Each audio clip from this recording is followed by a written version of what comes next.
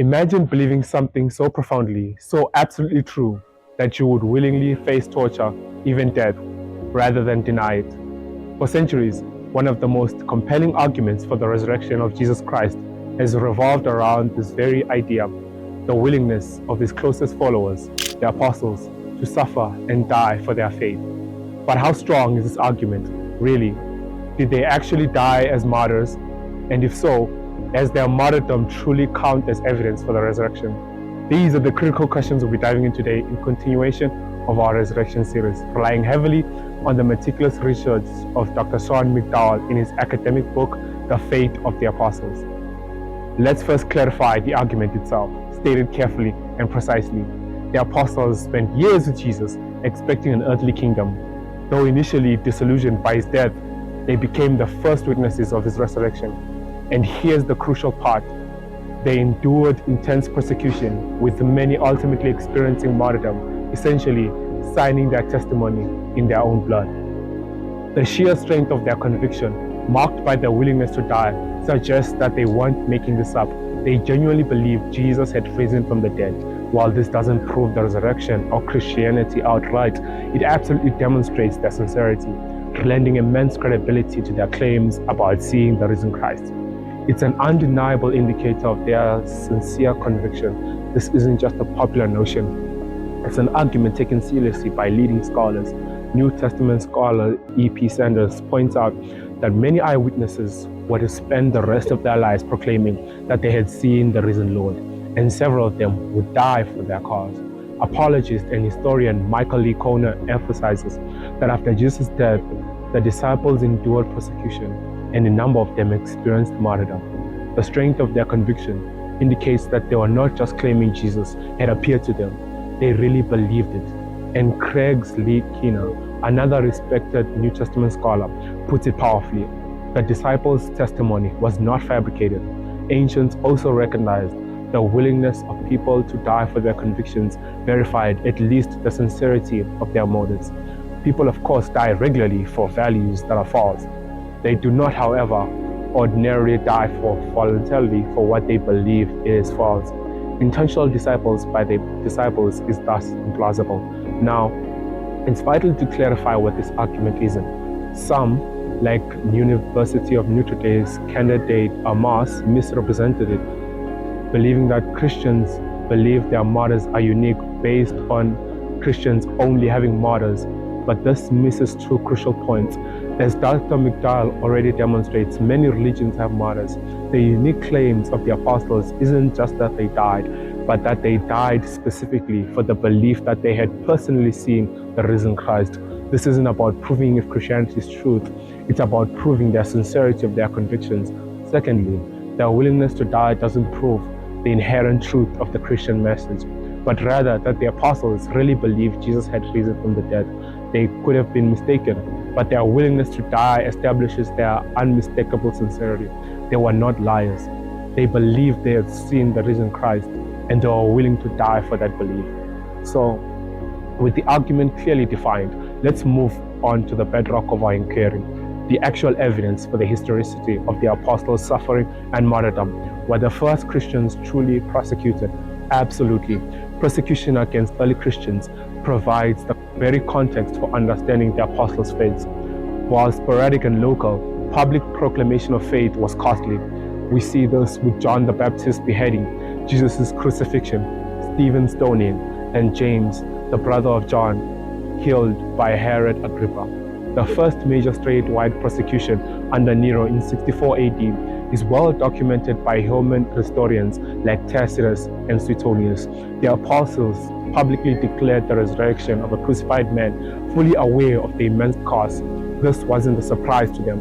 The Lord himself taught that the followers would suffer and be killed for righteousness, just as prophets before them had been. Suffering was an essential theme for Paul's life and his teaching, and indeed, throughout the entire New Testament and the Old Testament, and even pre-Christian Jewish literature, there was a clear anticipation in the first century that prophets would suffer and die. Peter, in his first epistle, passionately addresses suffering, framing his encouragement around living hope through the resurrection of Jesus Christ from the dead. He tells believers to find joy amidst grief and various trials, which provides further evidence for how deeply the resurrection further shaped their understanding of persecution. So we have strong reasons to believe the first Christians, including the apostles, suffered. For us, the specific evidence that the apostles themselves died as martyrs, early Christian writers give us some vital clues. Polycarp, writing to the Philippians around 110 to 140 AD, urges obedience and endurance, citing the examples of Ignatius, Josephus, Rufus, and significantly, Paul himself and the other apostles. He states they are in the place they deserve with the Lord, with whom they also suffered. This indicates an early tradition of apostolic suffering. Then there is Aphoram, a 4th century Syrian father. Demonstration 21 declares that Simon Peter, also and Paul, are perfect martyrs, and James and John walked in the footsteps of their Master Christ. Also, others of the apostles hereafter in diverse places confess to be true martyrs. Noted skeptic and New Testament scholar Bart Ehrman acknowledges the significance of Polycarp's statement, confirming he knows, like Paul and the other apostles, Ignatius was martyred. While these passages don't explicitly name most of the apostles or detail their deaths, and there's some ambiguity about who the apostle refers to beyond the 12, but what they do provide is crucially important. Early evidence for a widespread tradition that the apostles were indeed martyred. They laid the groundwork for deeper investigation into individual cases.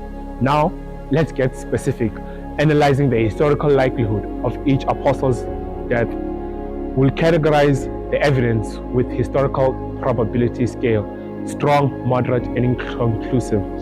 First, the apostles in which we have strong probability of martyrdom. Peter.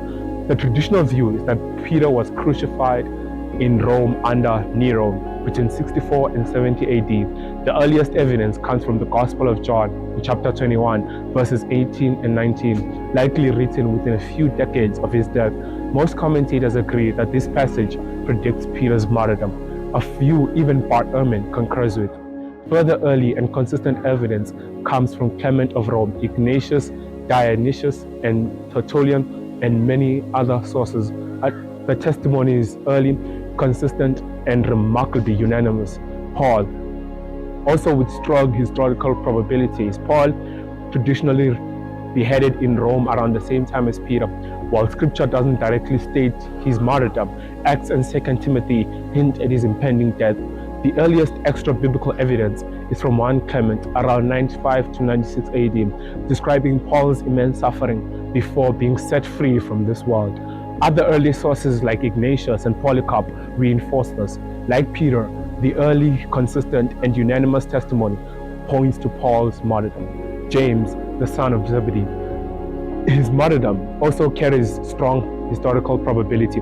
Accounts about James are rare, precisely because his martyrdom in Judea in 44 AD was so firmly established and early, recorded explicitly in Acts chapter 12, verses 1 and 2.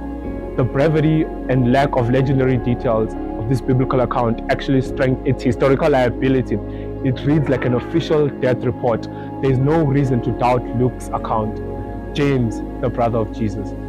The earliest and the most compelling evidence comes from the Jewish historian Josephus and his Antiquities dated around 93 to 94 AD. This passage is widely accepted by scholars in places. James's execution in 62 AD. Crucially, we have Christian, Jewish, and even Gnostic sources affirming his death within a century and a half of his event. This widespread and consistent testimony makes the case for James's martyrdom exceptionally strong. Moving to moderate historical probability, we have Thomas. The traditional story is that Thomas traveled to India and was speared to death.